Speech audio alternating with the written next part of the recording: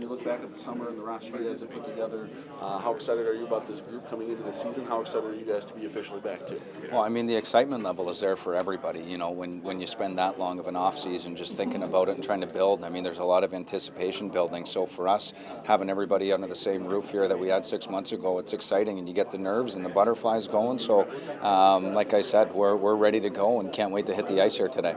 Obviously, a lot of new faces, a lot of familiar faces back. Still some guys up in AHL and everything. But when you look at this roster, what went into assembling this roster, and kind of just kind of what was your guys' game plan?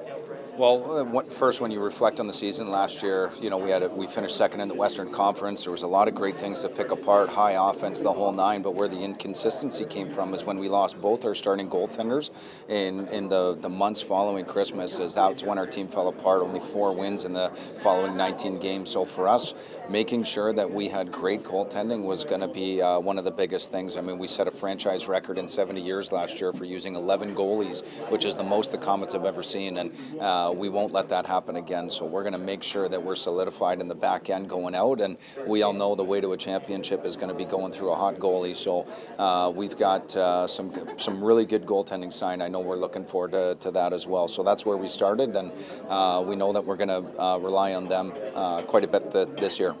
Some new faces or a couple of veterans, bringing in guys like Gigliotti. What are you guys expecting out of those guys that are maybe new to Fort Wayne, but have obviously a lot of experience in pro hockey?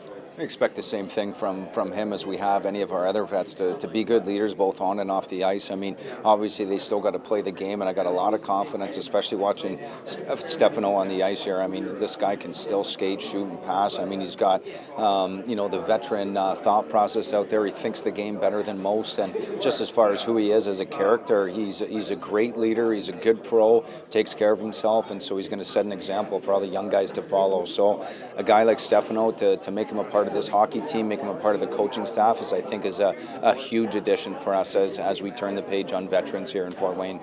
Obviously, first year with Edmonton too. What have the talks kind of been like with them, and what can we expect in return? In terms of players and everything as they kind of go through their camp.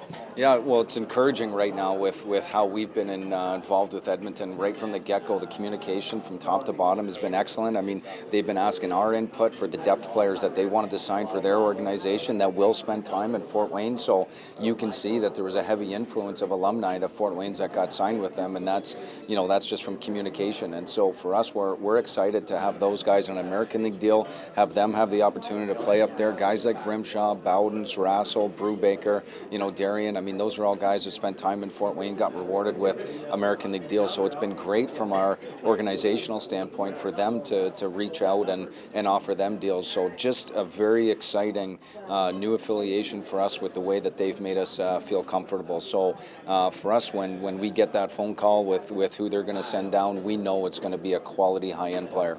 It's such a short turnaround before this first exhibition and then before the first game that counts. How do you take advantage of this tight window of time? Well, I mean, it's been no different. We've always started training camp on the same Sunday. I mean, we got 4 full days to prepare, and we're going to add guys throughout the week too. So, I mean, we're going to have to continue to hit the message. But for us, we want to get the basics in play and what our culture is all about. And day one is all about setting the pace, what to expect. And, if guys can keep up, there's going to be guys that excel and there's going to be guys that don't. And this is the best way to separate themselves. So for the next 4 days, it's going to be a high-intensity, high-pace environment. We're going to throw a lot of details at them. And then, come games Friday and Sunday, they're going to sort themselves out of who can handle it, who can hang here, and obviously who can separate themselves and have a little bit more success than the other. So for the next 6 days, every single day, we expect a lot from all the individuals, including the staff. And like I said, I think this is the most important week of the season as you set the tone early with a lot of the new faces. Do you have to change your systems at all to adapt to Bakersfield and Edmonton? We got some great ideas from them, I'll be honest, and it's not necessarily systems, but maybe it's how they approach their preparation with practices, maybe some new age techniques and everything like that we really liked. But as far as our systems, we were doing a lot of the same things already when we talked the Chalker up there. So for us, it's just a lot of familiarity, and some of the terminology is different, but a lot of the details within those systems are the same. So, as far as being cohesive as far as how we explain things. I think we might change some of the terminology and verbiage, but as far as that, the systems, that have allowed us to have success over the last 3 years are mainly going to stay the same. So, if it ain't broke, don't fix it.